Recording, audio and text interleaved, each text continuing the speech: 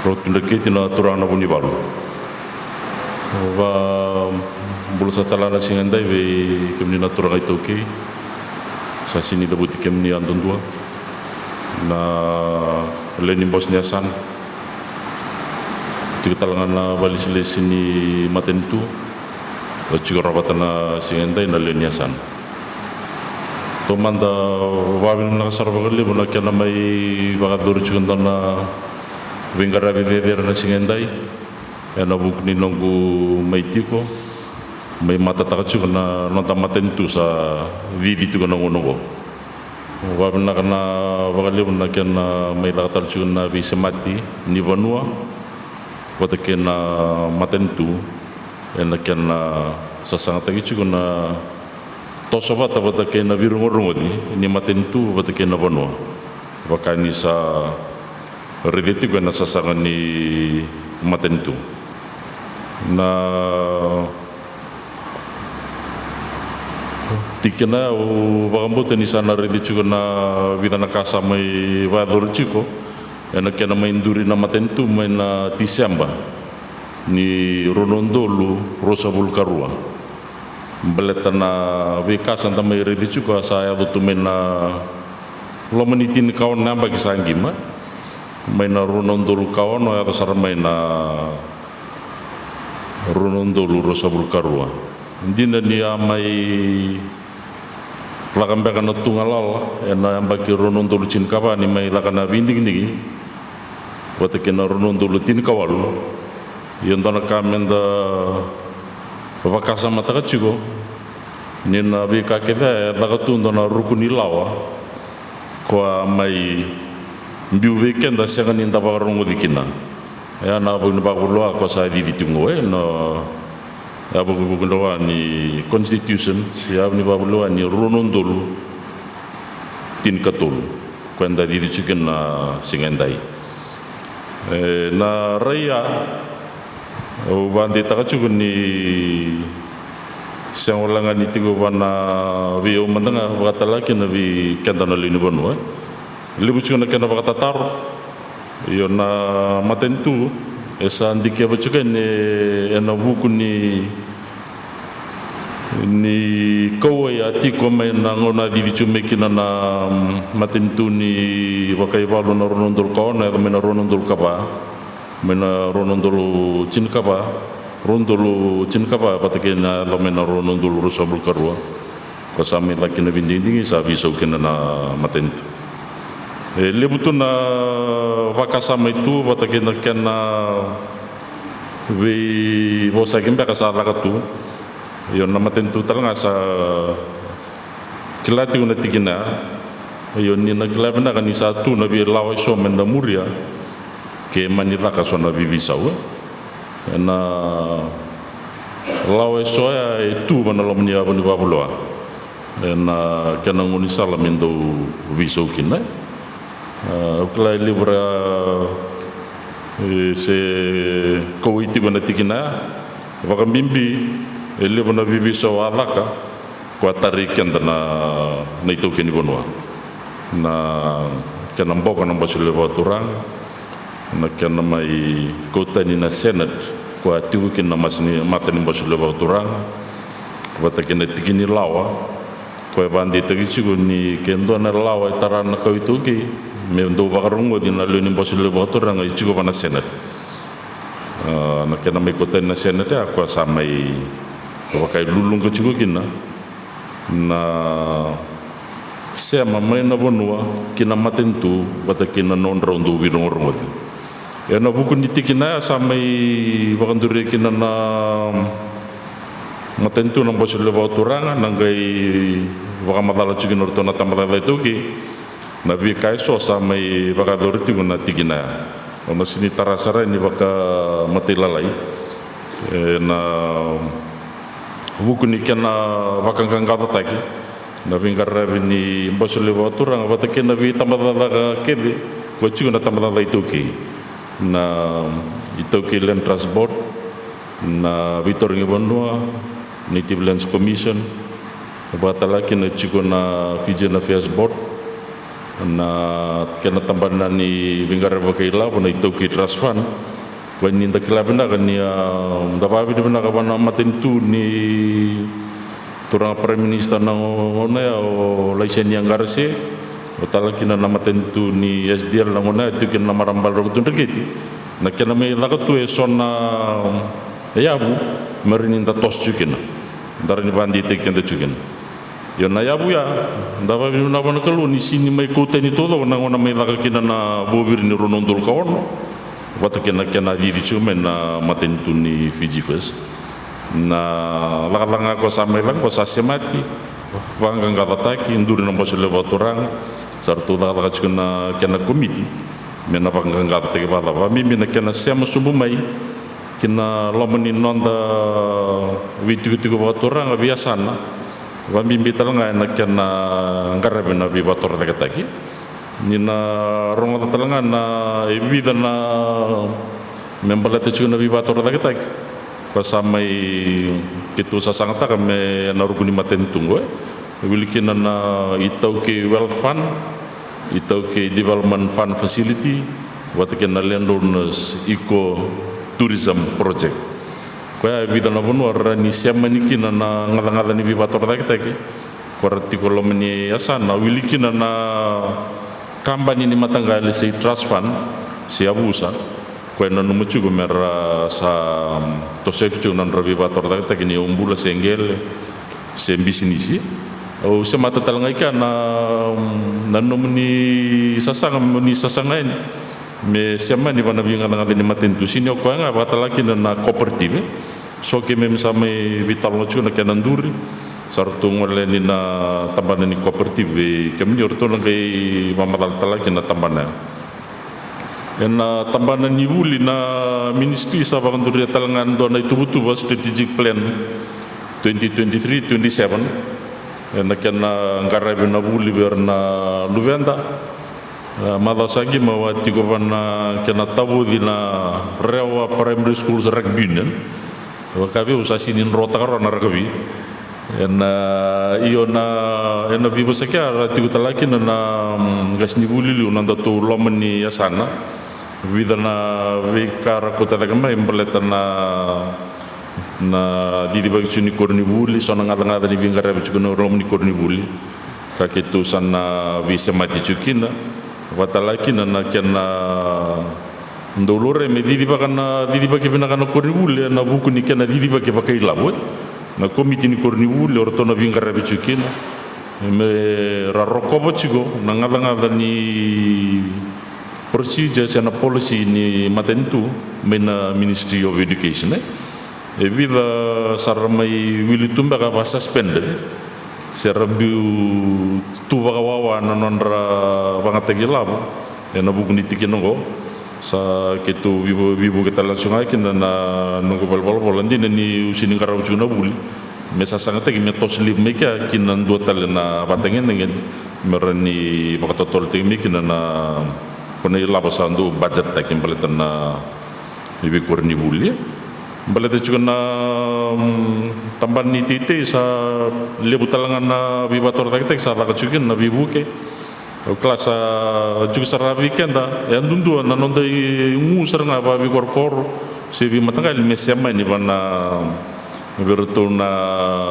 liaison officer ni agriculture korra chungur lakya na inusur mereni semeten na bibator tak ketika na wikam baletan na banyu na udiwai na siwol sa libu sarchu na kena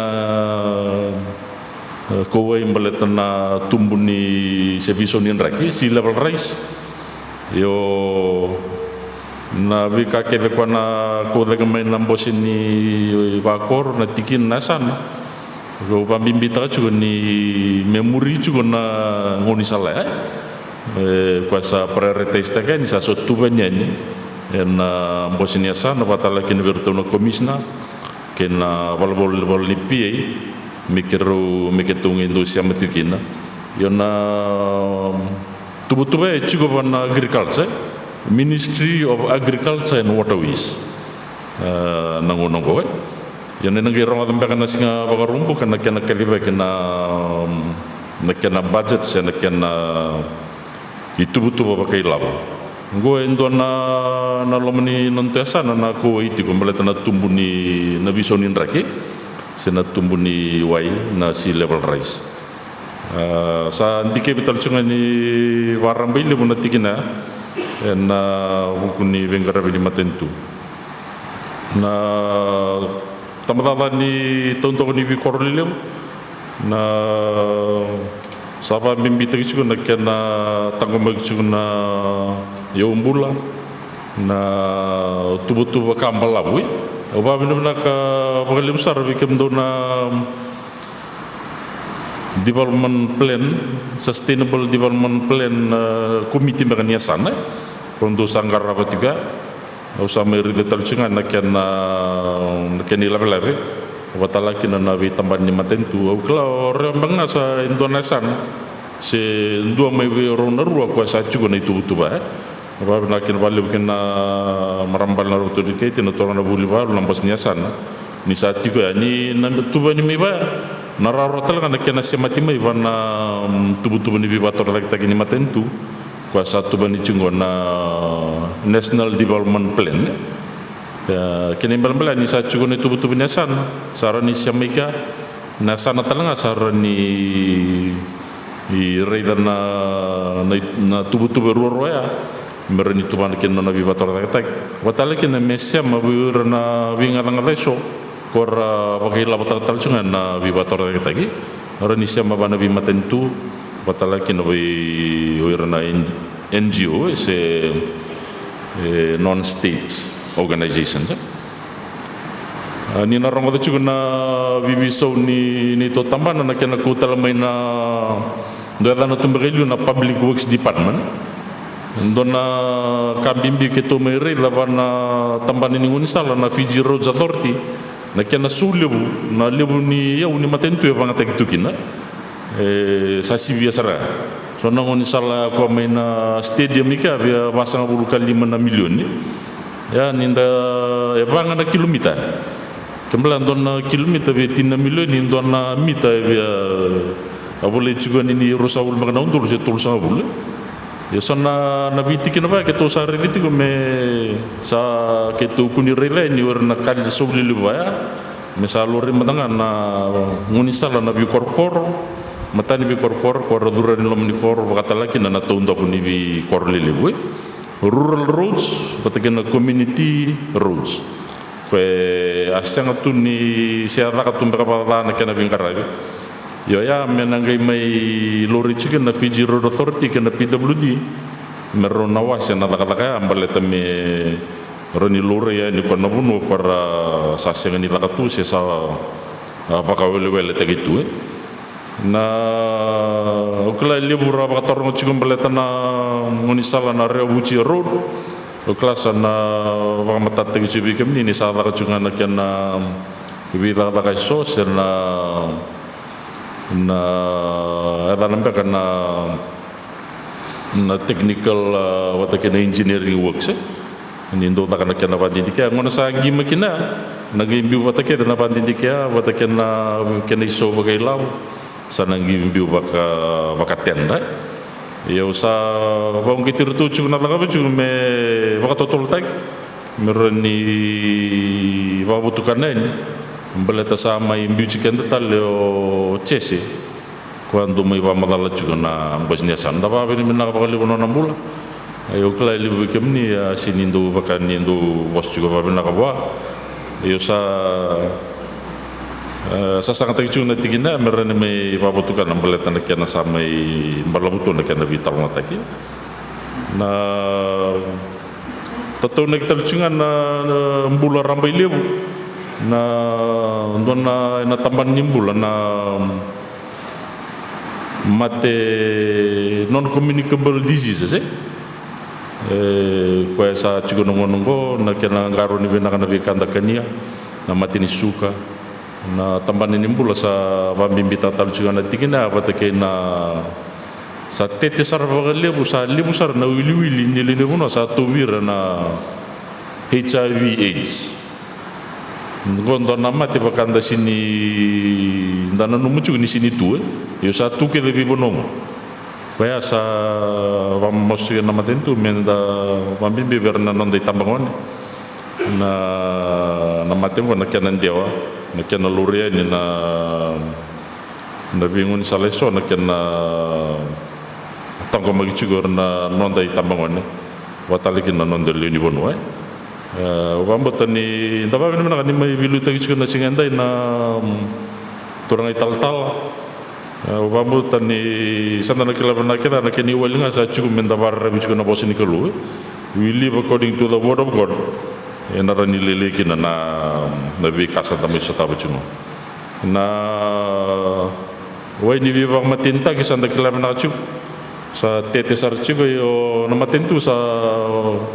may bakanduno cuk na kenanduri na anti narcotics bureau sen na matambo se menangkarapa na kena poluti na kena pangategitung na ngonong ko na drugs ko sa damay sota botungo na o pambimbita katale na tubo-tubo ni bibator taki na may na bikorkor may na matanggali kinabusa may tsunga non tandui tubo-tubo siya na development plan ko may siya ni kinasan kesa itu ka narorasar na non da tubo-tubo ka wakam bimbi ninggay na bibator taki kesa ngay ni nangunisal nanti matanggali bati kena abusa me sakila chugo se vibator da ketek va base mena taka base mena tubana tiwe wambot ni sana chugo na ngalangal ni matentu merendu vivasal teki chukin ena tikina me balati chugo na sena na vakason na vibator da teningel se bisinisi se tourisme o mai tinetal endai balom bakan nunggu bosa yo tinetal na singendai mo babi na sarwa kali wikem ni na turana tuisuba na bononan don mai batalakin na tikin su na vingkarab samai dakendai na valis lisnya san na anda juga rona singendai na wabarong bimbi ni bosnya sanongo watalakin na dagdagan bimbi sang kareb cumai na lomnya san apa na sakabali na marambal na rokutun diketi na turana buni balu na kimdon na bosnya bonu niasan na bosnya san na mateni bosni tiki na bimbi tala kimdon na turani kor okelai libu sandu siama tigo mai sabab ino na bikem ni na nomni ngarab juga na bita bimbi eso ni ngarabatiko sa tubo karo na nomni matentu ni na siya juga ni bana wingangan retu ni kau kerja juga wa mimbi mesya macunga mai bana ngata-ngata ni wingarabe ni kor mbos ni tiki na mbos ni asana patalakin na komisna kerto na provincial administrator mereni matata cukin kasya matal cunga na kenandu mai la cuguna tubu-tubu pakai labu ni matentu mereni ndo dur juga ni kina na wingangan reso eko daga juga ni mento sa tama nunggu lau na singendai ni juga sakana marambal na rotun dikit wabi nu nakasakawali na singendai na bisurici may bandet juga ni sapa satu akan liu nawali